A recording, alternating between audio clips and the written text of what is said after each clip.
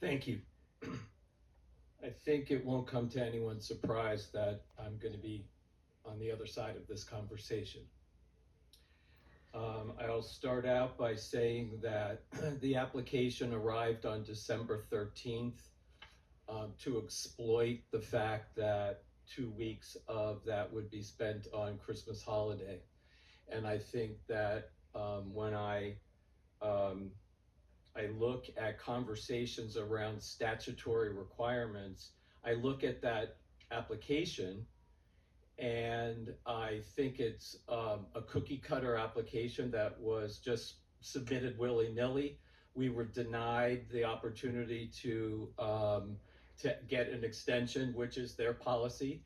And so it seems that they're stacking the deck against us as they submitted the application.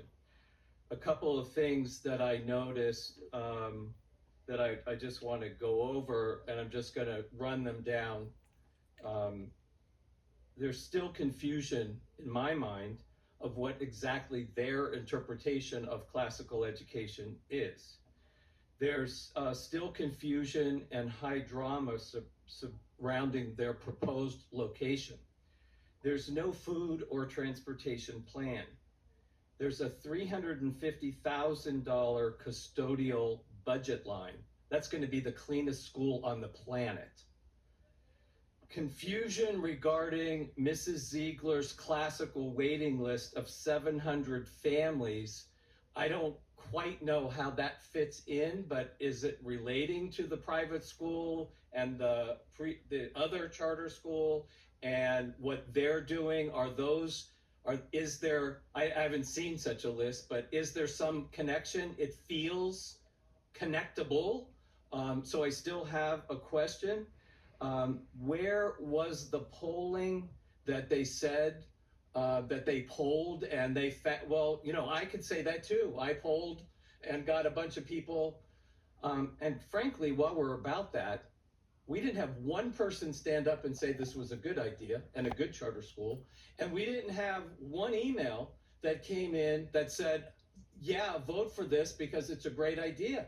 We have not a divided community around charter schools. I think most of our community understands the difference between a Dreamers Academy and the Student Leadership Academy and the Sarasota Military Academy. They understand that they have presented unique reasons and that we support them. So I disagree with that. Here's where in the budget are the funds allocated to the evaluation of servicing ESE students. I know Mrs. Marinelli asked those questions. We didn't get an answer. We got a question. We didn't get an answer. I myself understand the Red Apple scenario, which is why I asked, and I hope it appeared publicly, are they paying at Welland Park currently for custodial services and landscaping and food? And Red Apple popped up. And if you do your due diligence, you find out it's the same owners. So they're paying each other our public dollars. The testing data that I also asked for, the PM1, the PM2, in general, some are up, some are down, but overall, I can make an argument that says our district did a better job than Welland Park, and that our acceleration was significantly better than Welland Park, and they missed their mark on enrollment. I'm going to say this.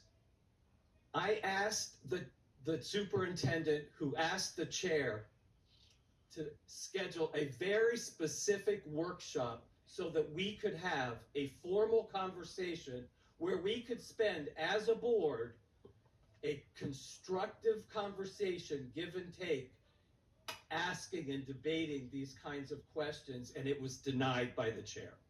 And it denied me, it denied us a healthy conversation, and the public was denied that opportunity. Because at the end of the day, I really want to say this because there's so much about what happens on this board that is good, and one of which I'm going to say is Mr. Enos reminds me all the time that Sarasota has to be the best at everything.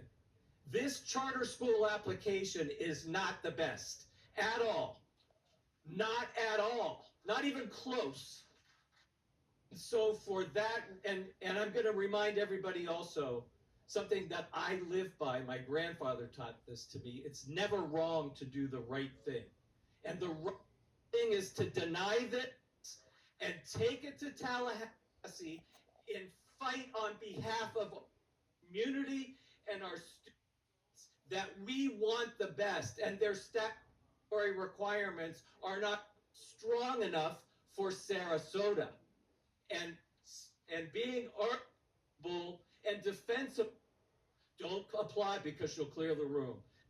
I'm just saying that defensible, arguable is subjective. And I've spoken to attorneys outside of the board. I don't want to just throw the money away. I want to, and there have been cases that the school district prevails. And this should be one of them. And I would have appreciated an hour or two of give and take debate and conversation amongst ourselves. And I'm sadly disappointed that we were denied that opportunity, because it's 10 o'clock at night and we could have anticipated that there would have been a room full of people on just the charter school, let alone the built-in distraction. So I'm voting no. Mrs. Ziegler,